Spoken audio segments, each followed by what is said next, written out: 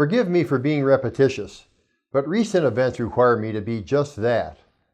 3 times during the past 8 years, I used this space to offer comment about the increasing use of suspensions of officials.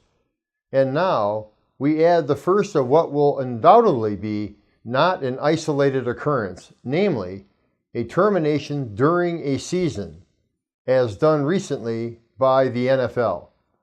This polar extreme is a logical outgrowth of the searing climate in which officiating accountability is being nurtured. Allow me some thoughts yet again.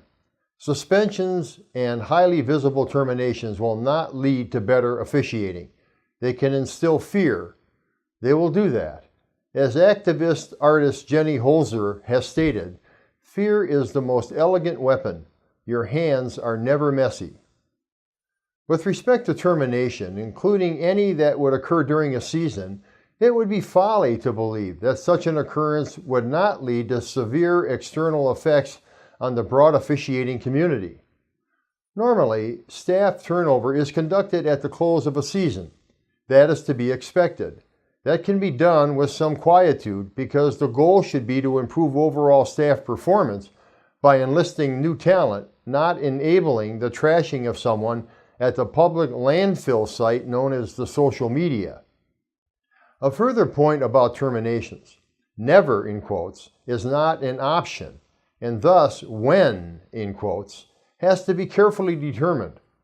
There are and will be times that we officials so botch up what we've been asked to do, or that we consistently do not meet an agreed upon standard of performance, that being axed is a reasonable option.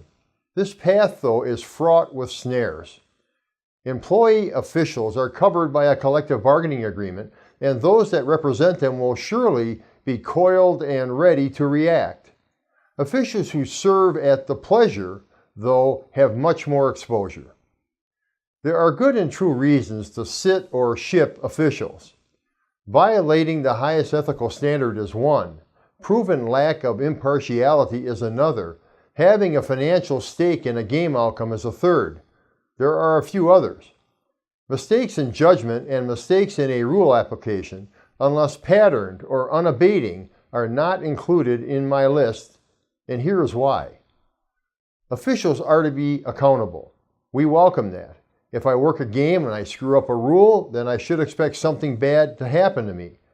A downgrade is the term of art. Yes, I deserve a downgrade.